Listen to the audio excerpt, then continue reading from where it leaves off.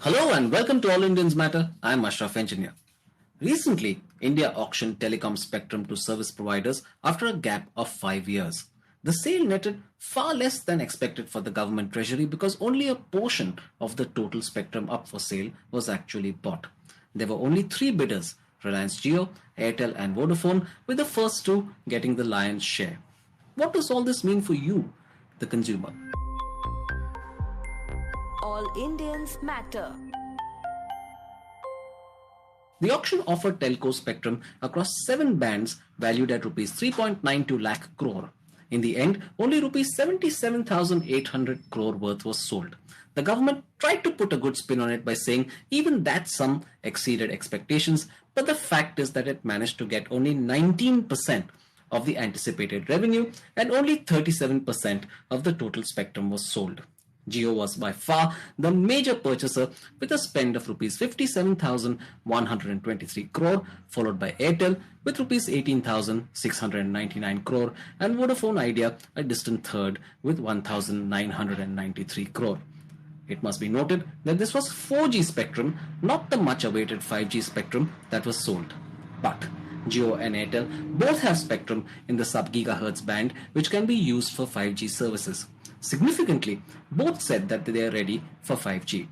It is generally believed that the new spectrum will improve network coverage and quality. Jio has the edge because it has only 4G subscribers. This is an advantage because Airtel and Vodafone Idea still have subscribers on the old 2G and 3G networks which they need to maintain in order to service those customers. This is the cost that Jio doesn't need to bear, and 4G is naturally a more profitable service. As of now, 4G penetration is only 50 to 55% in India, so there's a lot of room for growth. So what does this mean for customers? First, it will almost certainly result in great offers by Airtel and Vodafone Idea for 2G and 3G users to switch to 4G. Switching them over will help both service providers lower the cost of operations, as they would then have to maintain only one network instead of three. So expect plans that are hard to resist. When the inevitable switch happens, it would boost the average revenue per user since 4G plans are more lucrative. For those who do switch to 4G, it would mean higher bills, but they are likely to accept this as an essential need. Let's look at existing 4G users now. For them, the most significant benefit would be an improvement in the quality of service. Jio and Airtel picked up spectrum in the sub-gigahertz band and 2300 MHz specifically to improve coverage and expand capacity, so expect fewer call drops and better surfing speeds. All of this is great news, but there's a concern too. There is a fear that India's telecom landscape will soon be carved up between two players only, Jio and Airtel. Vodafone Idea has been struggling for quite a while, and its meager spectrum purchase doesn't inspire confidence.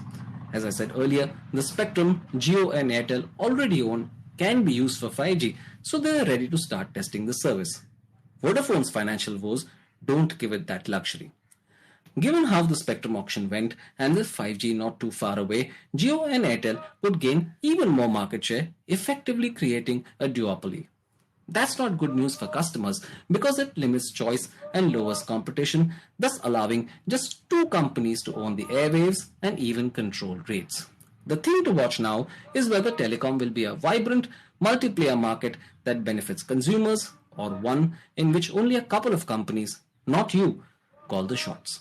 Thank you for listening. Please visit allindiansmatter.in, that's ALLINDIANSMATTER.in, for more columns and audio podcasts. You can follow me on Twitter at Ashraf Engineer, that's ASHRAFENGINWR, and All Indians Count, that's ALLINDIANSCOUNT.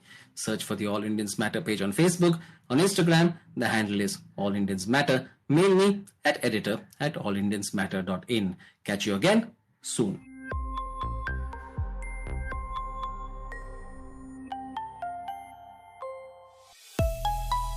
Idea Brew Studios.